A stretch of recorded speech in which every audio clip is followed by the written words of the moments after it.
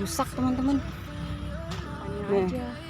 Nih, kita lihat ini pemakaman. Ini tepatnya di belakang benteng ya teman-teman ya. Tapi kalau dari jalan raya ini ada di depan. Nih, tuh pagar-pagarnya. Tuh, sayangnya teman ya.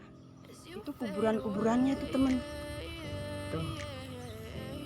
Tuh, kuburan-kuburan orang Belanda. Halo, assalamualaikum. Welcome back to my channel Rinda Kece, channel yang membangun semangat dan inspirasi. Kali ini aku masih berada di kota Serang, Banten, teman Rins, yang kaya akan sejarah. Meneruskan perjalanan di Benteng Spelwit, peninggalan kolonial Belanda, hadiah dari Sultan Abu Nasser Abdul Qohar, putra dari Sultan Ageng Tirtayasa. Namun sebelumnya, jangan lupa ya dengan like, komen, dan subscribe channel aku ya. Dan nyalakan tombol notifikasi agar teman-teman Rins tidak ketinggalan video-video terbaru dari aku. Baiklah, tak perlu berlama-lama lagi. Inilah Benteng Spelwit.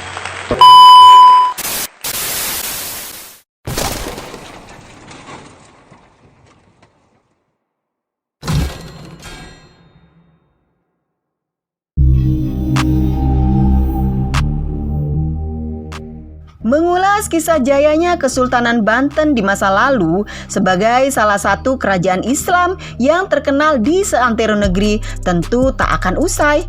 Banyak sekali tercatat peristiwa-peristiwa sejarah di masa Kesultanan Banten yang sungguh membuat masyarakat Banten bangga sejadi-jadinya. Tak dapat dipungkiri, dari berbagai sumber sejarah masih banyak peristiwa-peristiwa yang bikin penasaran dan sulit didapatkan seputar Kesultanan Banten.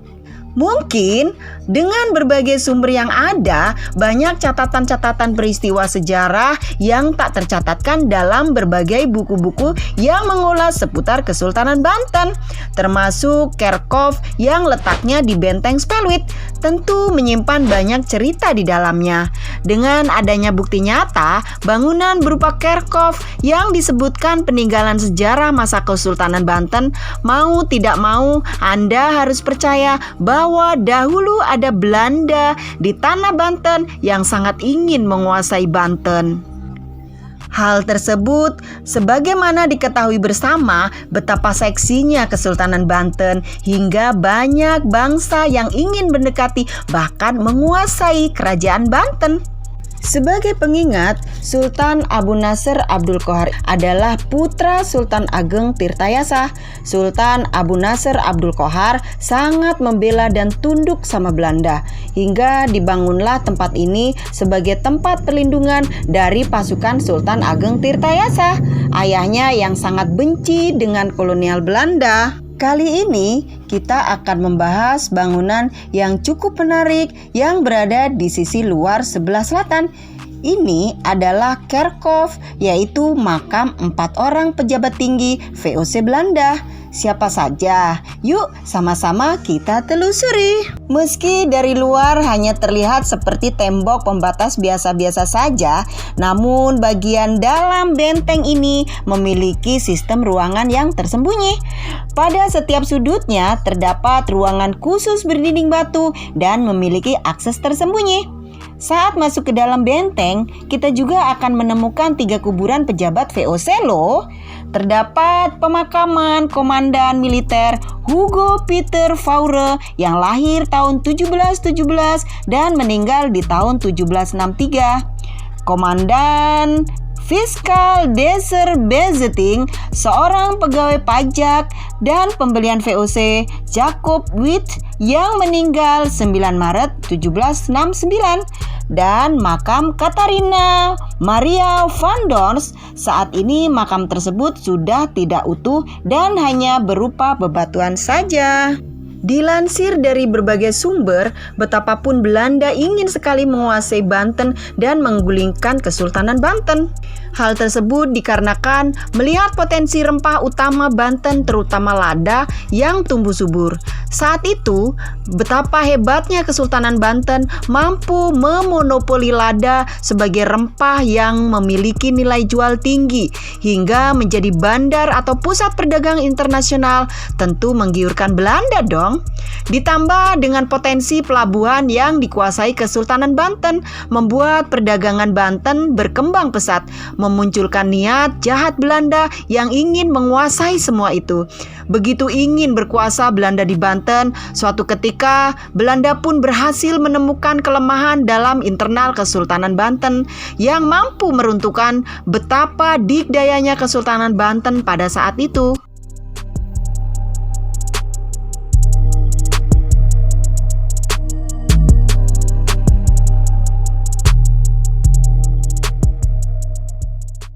Hingga akhirnya Belanda pun berhasil menghasut Sultan Haji, anaknya Sultan Agung Tirtayasa, untuk menggulingkan kekuasaan ayahnya sebagai Sultan Banten tersohor pada saat itu. Bahkan Belanda pun berhasil meminta izin kepada Sultan Banten ke-8, yakni Sultan Haji, untuk membangun benteng Spelwit. Sebagai benteng yang disebut tempat pertahanan dan pemukiman masa Sultan Haji, hingga kini reruntuhan bangunannya masih dapat dilihat dan dinikmati keindahannya oleh penerus bangsa. Selain benteng Spelwit, bangunan bersejarah masa peninggalan Kesultanan Banten yang menjadi bukti nyata sempat berkuasanya penjajah Belanda di tanah Banten adalah bangunan Kerkhof. Bangunan Kerkhof yang letaknya dekat dengan benteng Spelwit ini tentu letaknya masih di wilayah Banten lama loh. Tepatnya terletak di Kampung Pamarican, Kelurahan Banten, Kecamatan Kesemen, Kota Serang, Banten. Bangunan Kerkhof ini berasal dari bahasa Belanda yang terdiri dari dua suku kata, yakni Kers artinya gereja dan Hof artinya halaman. Dalam tradisi masyarakat Kristen Belanda, biasanya saat anggota keluarganya meninggal, maka mereka akan menguburkan jenazahnya di samping gereja. Berkaitan dengan tradisi tersebut, lambat laun orang menyebut kata Kerkhof ini sebagai sebuah makam yang berada di samping gereja. Pada umumnya, Kerkhof atau makam sendiri terbuat dari batu. Terdapat dua jenis makam yang ada di dekat benteng Spelwit ini, yakni makam dengan batu tinggi yang di atasnya terdapat bentuk persegi dengan profil pelengkung di bagian atasnya. Dan satu lagi adalah makam dengan jenis berbentuk persegi, sederhana dan terdapat tulisan pada permukaan batu sebagai identitas dari orang yang dimakamkan. Situs bersejarah ini atau makam-makam yang ditemukan di dekat benteng Spelwit ini memiliki keunikan tersendiri teman-teman Rins, karena berbeda dengan makam pada umumnya. Menariknya lagi, terdapat salah satu makam atau Kerkhof dengan ukuran yang paling besar di antara yang lainnya. Usut punya usut, disebutkan bahwa makam tersebut merupakan tempat bersemayamnya komandan muda VOC, yakni Hugo Peter Pierre yang meninggal pada Minggu 5 September 1763. Dan yang lainnya itu adalah makam-makam yang saya sebutkan tadi di atas ya teman-teman. Dan inilah saya tepat berada di atas teman-teman. Di atas tembok Spelwit, benteng Spelwit peninggalan Belanda.